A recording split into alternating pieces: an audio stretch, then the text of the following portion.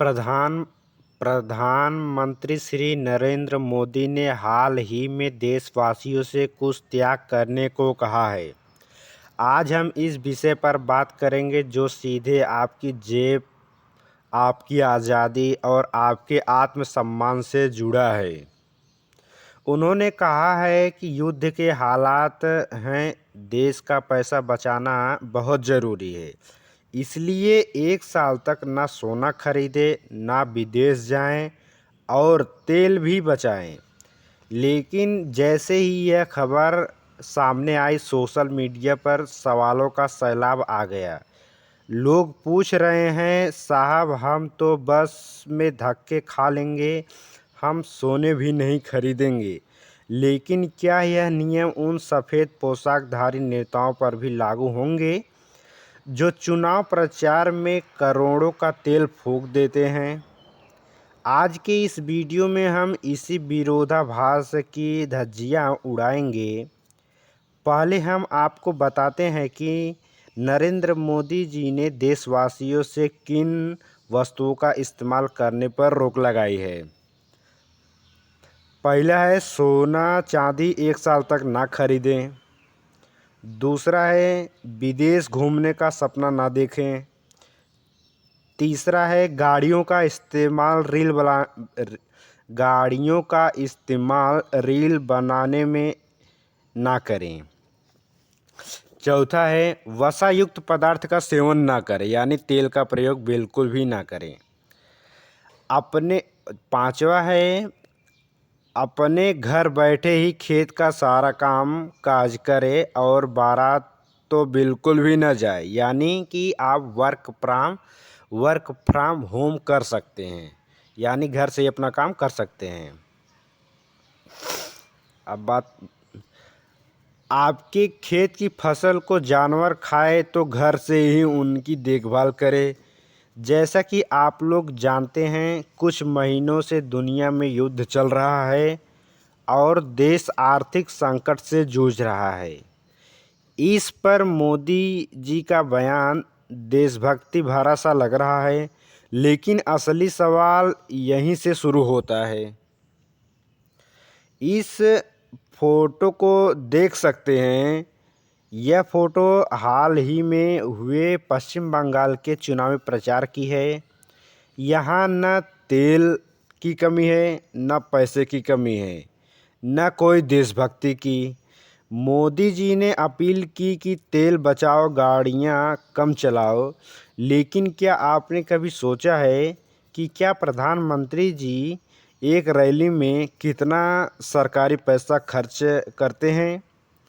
प्रधानमंत्री की सुरक्षा के लिए चलने वाली दर्जनों बुलेट प्रूफ गाड़ियाँ, आसमान में उड़ते 3-3 हेलीकॉप्टर और हजारों सुरक्षा कर्मियों का लाव लश्कर, क्या इनमें पड़ने वाला पेट्रोल और डीजल विदेशी मुद्रा से नहीं आता? सवाल यह है, यदि देश में इमरजेंसी जैसे हालात हैं और जनता को तेल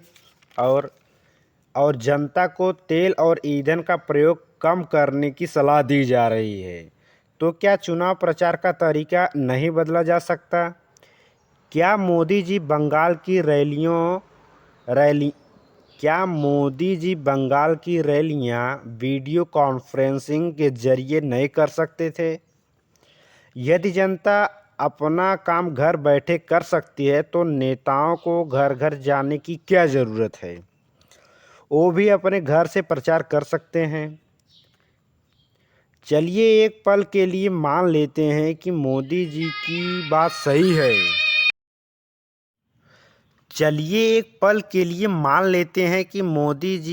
सही है।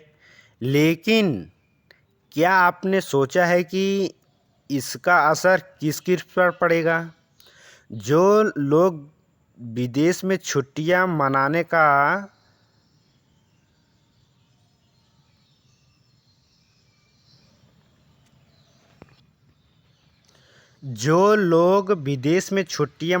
का प्लान कर रहे थे वो रुक जाएं।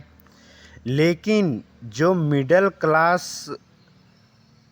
साल भर मेहनत करके एक ट्रिप का प्लान करते हैं, क्या उनकी खुशियाँ का टैक्स लगाना जायज़ है? भारत में लाखों लोग सोने